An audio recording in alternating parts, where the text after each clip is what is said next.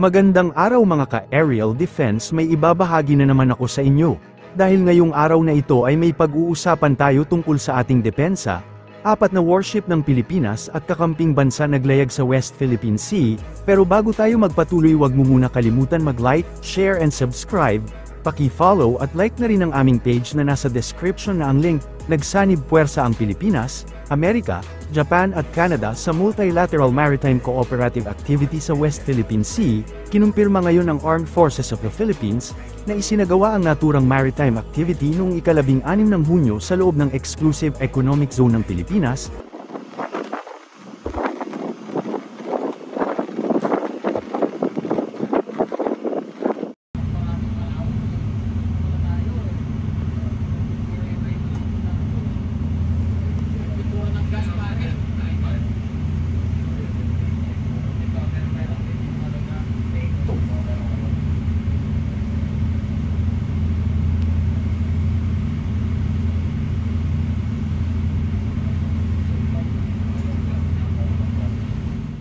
Sa isang pahayag, pinagtibay ni Japanese Ambassador to the Philippines Endo Kazuya, ang commitment ng Japan para palakasin pa ang regional at international cooperation para makamit ang malaya at bukas na Indo-Pacific region.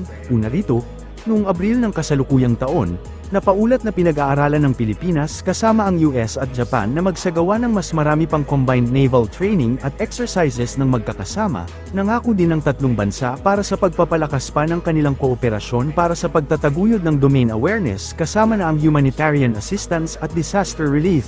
Muling pinagtibay ng Estados Unidos ang Article 4 ng 1951 US-Philippines Mutual Defense Treaty, sakaling humantong sa pag-atake sa mga tauhan ng sandatahang lakas ng Pilipinas, sa mga sasakyang panghimpapawid at mga tauhan nito.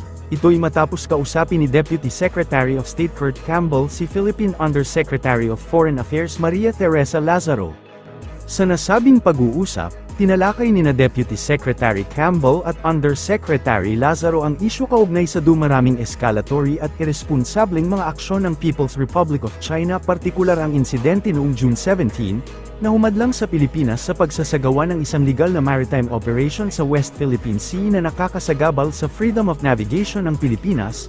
Sumang-ayon naman si Deputy Secretary at Undersecretary na ang mga mapanganib na aksyon ng China ay nagbabanta sa kapayapaan at katatagan ng rehiyon. Sa ilalim ng Mutual Defense Treaty tutulungan ng US ang Pilipinas saan man ito sa bahagi ng West Philippine Sea. Inulit pa ni Deputy Secretary Campbell at Undersecretary Lazaro ang kritikal na kahalagahan ng alyansa ng United States at Philippines sa pagpapanatili ng ating ibinahaging pananaw para sa isang malaya at bukas na Indo-Pacific na rehiyon. Nagpahayag ng pagkondena ang mga ambasador ng Japan at Amerika kaugnay sa panibagong mga agresibong aksyon ng Chinese vessels laban sa barko ng Pilipinas sa West Philippine Sea. Sa isang pahayag, sinabi ni Japanese Ambassador to the Philippines Endo Kazuya, na nagpahayag ng matinding pagkabahala ang gobyerno ng Japan kaugnay sa paulit-ulit na mapanganib at agresibong aksyon ng Chinese vessel sa West Philippine Sea. Kaugnay nito, naninindigan ng Japan sa Pilipinas at sinabing makikipagtulungan sa like-minded countries sa pagpapanatili at pagpapaibayo pa ng malaya at open international order batay sa rule of law. Kinundina din ng kaalyado ng Pilipinas na Amerika, partikular na ni US Ambassador Mary Kay Carlson, ang mga aksyon ng China sa Ayungin Shoal na nagdulot ng pinsala sa barko at sa personnel ng Pilipinas, gayon din ang pagharang sa legit na maritime operations para mag-supply ng pagkain, tubig at essential supplies para sa tropa ng Pilipinas sa loob ng Exclusive Economic Zone ng bansa. Matapos na magpahayag ng suporta ang Estados Unidos sa Pilipinas dahil sa nangyaring insidente kahapon sa Ayungin Shoal sa West Philippine Sea, nakiisa na rin dito ang bansang France. Ayon sa pahayag ng French Embassy sa Manila, ikinababahala ng France ang naturang pangyayari na kung saan nasangkot ang barko ng Pilipinas. Kung maaalala, kinumpirma ng Chinese media na may naganap na banggaan at kabilang dito ang kanilang Chinese Coast Guard vessel maging ang resupply vessel ng bansa. Partikular ito naganap sa may bahagi ng Ayungin Shoal na pasok sa EEZ ng Pilipinas na pilit namang inaangkin ng China. Kaugnay nito at nanawagan rin ng France sa mga bansa na irespeto ang United Nations Convention on the Law of the Sea maging ang freedom of navigation. Mariin din itong tinututulan ang anumang paraan ng paggamit ng puwersa na labag sa international law. Naniniwala rin ito sa kahalagahan ng dialogue sa pagkamit ng kapayapaan sa rehiyon. Subalit sawang-sawa na ang Pilipino sa dialogue sa China dahil hindi naman sumusunod sa usapan ang China. Patuloy pa ring magpapatrolya ang Philippine Air Force sa West Philippine Sea sa kabila pa ng pagsisimula ng pagpapatupad ng China ng no trespass rule nito, kung saan sa ilalim ng naturang pulisya ng China na ipinatupad noong Sabado, ika-15 ng Hunyo, pinapayagan nito ang kanilang Coast Guard na arestuhin ang mga dayuhang trespasser sa kanilang inaangking karagatan at ikukulong sa loob ng 60 araw nang walang paglilitis.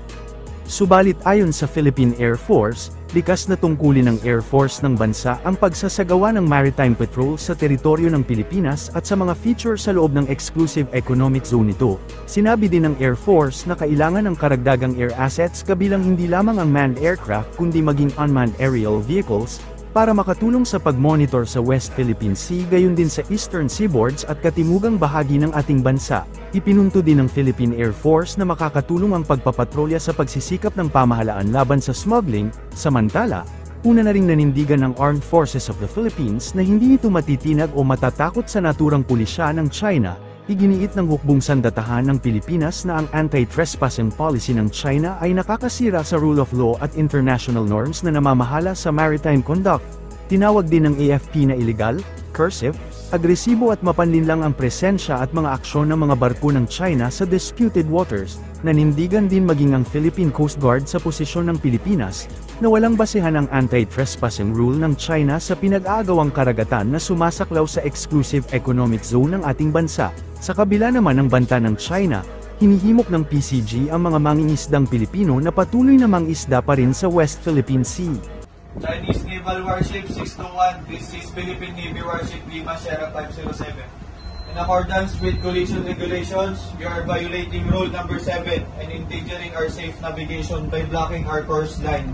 You are advised to keep clear immediately and avoid risk of collision. Again, you are advised to keep clear immediately and avoid risk of collisions. Your actions are being recorded. Avoid offensive and intentional dangerous maneuvers. Over.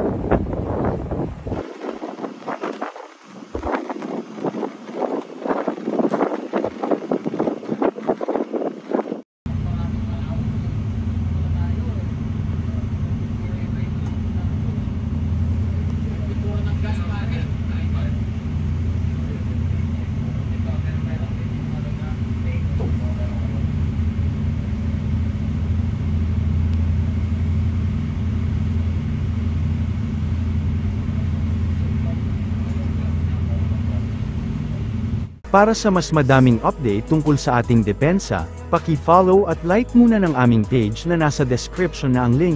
Huwag mo na rin kalimutan mag-like, share and subscribe. Pindutin mo na rin ang bell para updated kayo sa aking mga bagong video. Maraming salamat po.